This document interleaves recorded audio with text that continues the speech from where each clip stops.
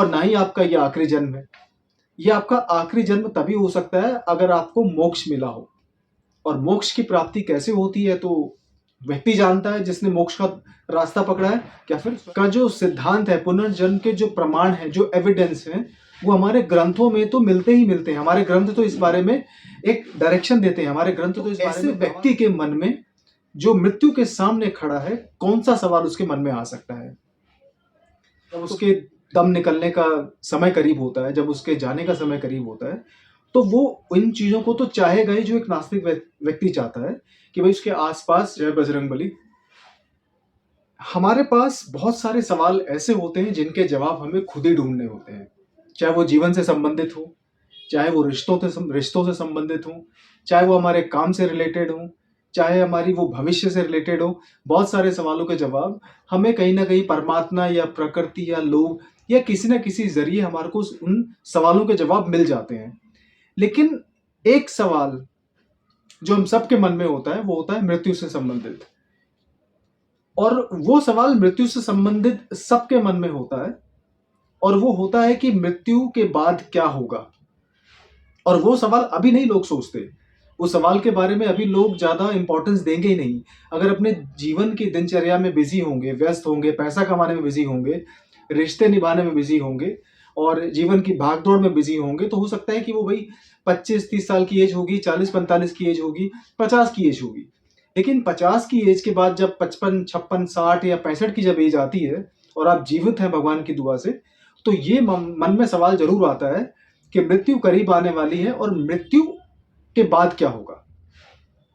तो ये तो एक नॉर्मल सवाल है जो मेरे पास आते रहते हैं। एक सवाल मेरे पास बहुत ही अच्छा आया है, और वो ये सवाल ये है कि जब मृत्यु कुछ मिनट की दूरी पे होती है, जब एक इंसान को पता लगता है कि भाई मृत्यु सिर्फ अब कुछ क्षणों की दूरी पे है, कुछ समय बाद, कुछ मिनटों बाद, या हो सकता है कि 15-20 मिनट बाद इस दुनिया से मेरी आंखें बंद हो जाएंगी और ये जो जीवन का जो खेल है वो यहाँ खत्म हो जाएगा।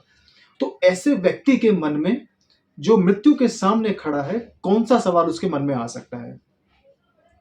तो मैं आपको रिसर्च के आधार पे और एक सर्वे के आधार पे बताना चाहूंगा, और जो मेरा भी खुद का अनुभव है, क्योंकि एक तो लोगों को मैंने खुद अपनी आंखों के सामने शरीर छोड़ते और दम निकलते हुए देखा है, जो मेरे ही घर के कुछ करीबी लोग थे।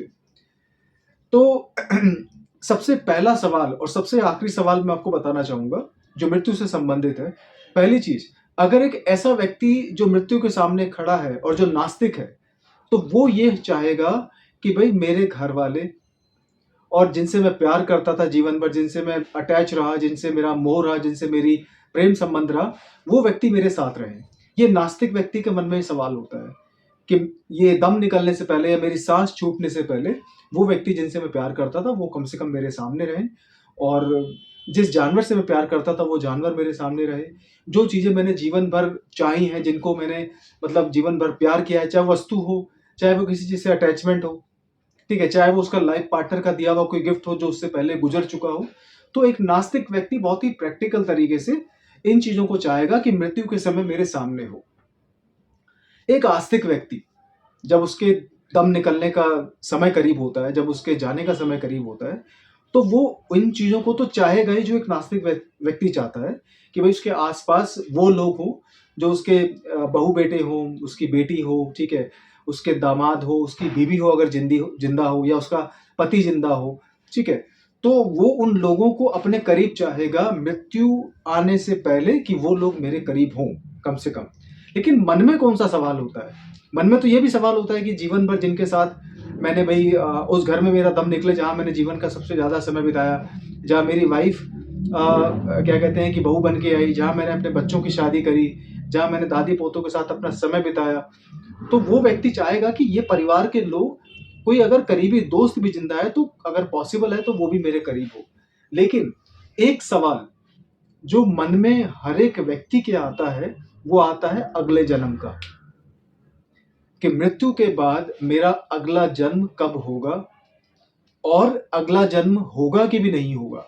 इन दो सवालों में से एक जो इंपॉर्टेंट सवाल है, भाई जन्म तो होगा ही होगा क्योंकि ये तो प्रकृति का सिद्धांत है, ठीक है। तो ये जो दो सवाल हैं सबसे ज्यादा मन में आते हैं उस व्यक्ति के जिसके सामने यमराज खड़े होते हैं। जिसके सामने मृत्यु साक्षात नजर आ रही होती है कि कुछ क्षणों का समय बाकी है, और सवाल ये मन में आते ही आते हैं। तो पहला सवाल ये होता है कि अगला जन्म होगा कि नहीं होगा। तो ये चीज मैं दोबारा आपको बताना चाहूंगा, पहले भी मैं कई वीडियो में बता चुका हूं कि अगला जन्म आपका 100% होगा। मैं दावे से कह सकता हूं, मैं दावे से इसलिए कह सकता हूं क्योंकि जो पुनर्जन्म का जो सिद्धांत है, पुनर्जन्म के जो प्रमाण है, जो एविडेंस है, वो हमारे ग्रंथों में तो मिलते ही मिलते हैं। हमारे ग्रंथ तो इस बारे में एक डायरेक्शन देते हैं, हमारे ग्रंथ तो इस बारे में दावा करते ही करते हैं कि भैया अगला जन्म आपका होगा ही होगा। अगला जन्म आपका इसलिए होगा क्योंकि ये भी आपका जन्म किसी पिछले जन्म के आधार पे ही हुआ है। तो इस बात की चिंता तो आप ना करें, या चिंता करें भी तो कोई फर्क नहीं पड़ता, क्योंकि ये तो विधि का विधान है। अगर मृत्यु है तो जन्म भी है, और अगर जन्म है तो मृत्यु है। और ये आपका पहला जन्म नहीं था, और ना ही आपका ये आखिरी जन्म है। ये आपका आखिरी जन्म तभी हो सकता है अगर आपको मोक्ष मिला हो। और मोक्ष की प्राप्ति कैसे होती है तो व्यक्ति जानता है जिसने मोक्ष का रास्ता पकड़ा है, या फिर स्वयं परमात्मा जानते हैं। लेकिन अगर आप एक साधारण व्यक्ति की तरह रहे हैं तो आपका जन्म अगला जरूर होगा, और वो किस योनि में होगा ये भी बताना बहुत मुश्किल है। ठीक है, अगर आप गरुड़ पुराण पढ़ेंगे तो गरुड़ पुराण के अनुसार आपको बहुत ही अच्छा डिस्क्रिप्शन मिल जाएगा कि अगर आपने ये पाप या ये गलत काम करे हैं तो ऐसे ऐसे आपका अगला जन्म हो सकता है। लेकिन मोटे तौर पे अगर ये मान लिया जाए कि आप बहुत ही साधारण व्यक्ति रहे हैं और आपका जीवन भी बहुत मोरल और नैतिकता के आधार पर आपने जीवन जिया है, कॉन्शियसली आपने किसी का बुरा नहीं करा, ठीक है, आपने लोगों के साथ कभी बुराई नहीं करी, तो हम ये मान सकते हैं कि चलो अगला जन्म भी आपका मनुष्य का हो सकता है।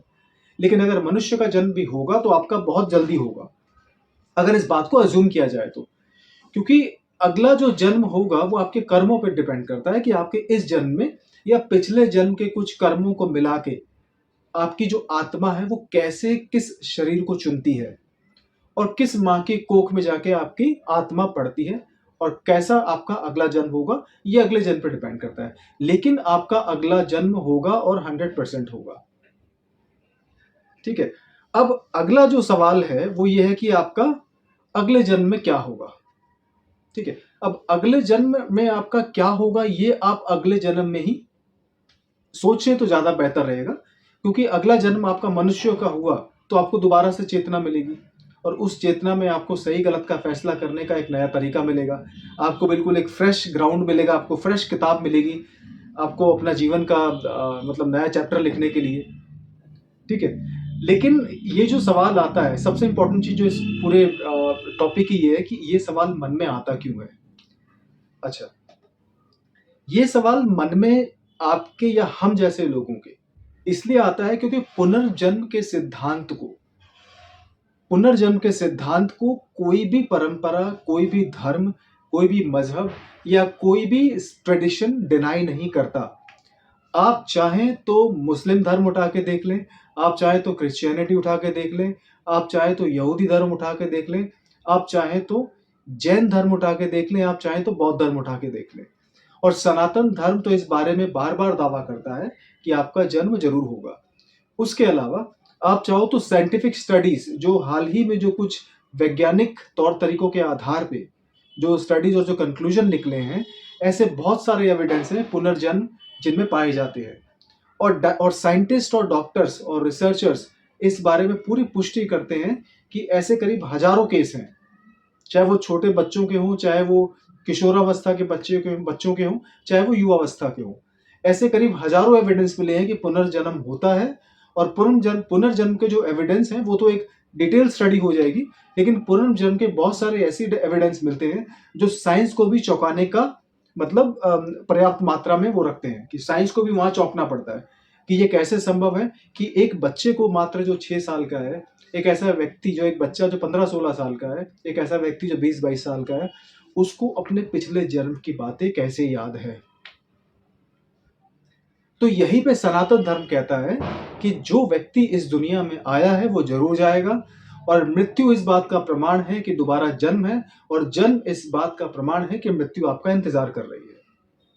तो कोई भी ऐसा व्यक्ति जो मौत के सामने लेटा है या जिसके सामने मृत्यु खड़ी है, और मन में ये सवाल जरूर आता है कि अगला जन्म कैसा होगा और अगला जन्म होगा कि भी नहीं होगा, जरूर होगा अगला जन्म। और ये मन में सवाल होना वाजिब है, क्योंकि हमें बचपन से इस बारे में पढ़ा कर, या हमारा पालन पोषण, या हमारा कल्चर, या हमारी परंपराएं, या हमारे रीति रिवाज बार बार हमें ये कहते हैं कि भाई पुनर्जन्म है तो मृत्यु भी है, मृत्यु भी है तो पुनर्जन्म भी है। तो ये सवाल यहाँ पे, इसका ये जवाब रहेगा कि अगर कोई व्यक्ति मृत्यु में अगर सामने लेटा है तो उसके सामने ऐसा जरूर होगा। हर हर महादेव।